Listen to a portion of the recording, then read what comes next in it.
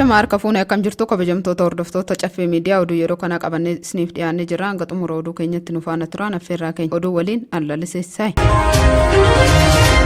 Pirezidaantii Somaaliyaa turtii isaanii Finfinnee addaan kutuun Moqaadishootti deebi'an. Pirezidaantii Somaaliyaa humnoota nageenya mootummaa Itoophiyaa walgahii gamtaa Afrikaa irratti akka hin hirmaanne na dhorkuuf yaalan jechuun erga himatanii booda turtii isaanii Finfinnee addaan kutuun gara Somaaliyaatti deebi'uun gabaafame. Itoophiyaan Somaaliilaand waliin waliigaltee wal hubannoo ulaa galaanaa ilaallatuun erga mallatteesseen booda Somaaliyaan mormuun biyyoota lamaan gidduutti muddamni uumameera. Hariiroon Somaaliyaa fi Itoophiyaa gidduutti erga qorree booda yeroo jalqabaaf walgahii gamtaa Afrikaa irratti hirmaachuuf Finfinnee kan dhaqan Pirezidaantiin Hassan Sheikh Mohammad humnoonni nageenya Itoophiyaa walgahicha irratti akka hin hirmaanne na dhorkuuf yaalaniiru jedhanii himatan. Dhaabbanni oduu Turkii Anaadooluun akka gabaasetti pirezidaantichi walgahii gamtichaa guyyoota lamaaf gaggeeffame dilbata kora xumuramu addaan kutuun sanbata halkan gara Moqaadishootti deebi'an. Pirezidaantichi fi jilli isaanii walgahii kanarratti hirmaachuun booda Finfinneetti gaazexeessitootaaf akka himanitti sanbata hoteela isaanii keessaa ba'anii waajjira muummee gamtaa Afrikaa seenuuf yeroo yaalan humnoota nageenyaa hidhataniin akka ittifaman himan.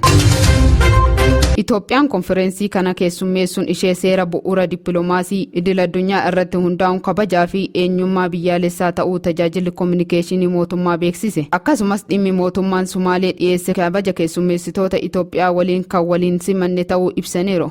Ministeera dhimma kominikeeshinii mootummaa Salamaawit Kaasaa kaleessa galgal yaa'in gamtaa Afrikaa 37ffaan yeroo gaggeeffamu yaada barnootaa qabatanii ibsa kennaniiru. Itoophiyaan milkaa'ina konferensii kanaaf qophiin taasiftu keessaa qindoomina bu'a qabeessa nagaa fi tajaajila kennitoota fi jiraattota magaalaa guddoon simannaan addaa fi ho'aan hirmaattota konferensichaaf taasifame milkaa'ina dippiloomaasii guddaa ta'uu ibsaniiru. Hooggantoonni biyyootaa, qondaaltonni dhaabbilee idil addunyaa, dippiloomaatonni fi keessummoonni konferensii kana irratti dhufan kabaja dippiloomaasii idil addunyaa haala kabaja qabuun qabachuu akka danda'an ibsaniiru. Milkaa'ina konferensichaaf gumaacha taasisaniif dhaabbileen tajaajila kennan hedduun galateeffataniiru. Jiraattonni magaalaa Finfinnee konferensii duraa irraa eegalee humnoota nageenyaa waliin ta'uun keessummeessitoota simachaa jiru. Kabaja isaanii agarsiisuudhaan deeggarsa taasisaniif galateeffataniiru. Konferensii kana qajeeltoo dippiloomaasii idil addunyaa irratti hundaa'uun keessummeessuun kabajaa fi eenyummaa biyyaalessa Itoophiyaa ta'us ibsaniiru. Himannaan mootummaan Sumaalee dhiyeesse bu'uura kan hin qabnee fi kabaja keessummeessitoota Itoophiyaaf kan hin malle ta'us ibsaniiru. Ergamaan Sumaalee ajandaa konferensichaa golguuf jecha meeshaa waraanaa qabatanii konferensii seenuuf yaaluun eeruun tarkaanfiin kun guutummaatti fudhatama kan hin qabne ta'us ibsaniiru. Yaa'in gamtaa Afrikaa barana 37ffaan gaggeeffame karaa hedduun milkaa'aa ta'uu eeruun Itoophiyaan qulqullinaa fi dhaqqabummaa barnootaatiifis kutannoo akka qabdu ibsaniiru. Xiyyeeffannoo fi muuxannoo akka laatte eeraniiru. Hooggantoonni biyyoota miseensa konferensii kanarratti hirmaatan yaadannoo injifannoo Adawaa kan mallattoo bilisummaa uummata gurraachaa ta'e daawwachuu danda'aniiru jedhan.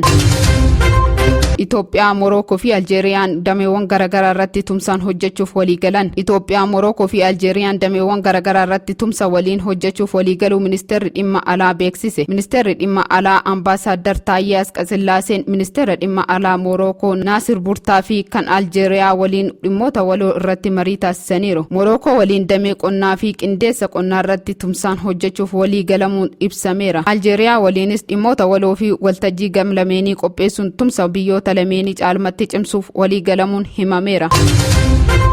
Dr. Abiy Ahmed eebba siidaa yaadannoo pirezidaantii Taanzaaniyaa duraanii Juuliyaas Neerere irratti argamaniiru. Dr. Abiy Ahmed eebba siidaa yaadannoo pirezidaantii Taanzaaniyaa duraanii Juuliyaas Neerere irratti argamuu isaanii waajjirri ministeera muummee beeksise. Qabsaa'aa bilisummaa sochii paana afrikaanizimii keessatti hirmaannaa guddaa kan qaban pirezidaantii duraanii Taanzaaniyaa Juuliyaas Neerere Finfinnee mooraa gamtaa Afrikaa keessatti siidaan dhaabameefira. Siidaan kunis bilisummaa Afrikaa gahee olaanaa waan bahaniif ta'uu ibsameera. Sirna eebbaa kanarratti durataa Komishinii gamtaa Afrikaa Muusaa Faakii, durataa gamtaa Afrikaa Mohammad Oulii Digazaawinii, ministeerri muummee Itoophiyaa Dr. Abiy Ahmed, pirezidaantii Taanzaaniyaa Saamiyaa Suluhu Hassan, hooggantoota Afrikaa adda addaa, dhaabbilee naannawaa adda addaa kan waamicha taasifameef argamaniiru. Kabajamtoota hordoftoota keenya oduun yeroo kanaaf qabannee dhiyaanne kana fakkaata ture. Hanga xumuraatti nu hordofuu keessaniif galatoomaa jechaa qophiilee caffee miidiyaa hafan waliin turtii gaarii.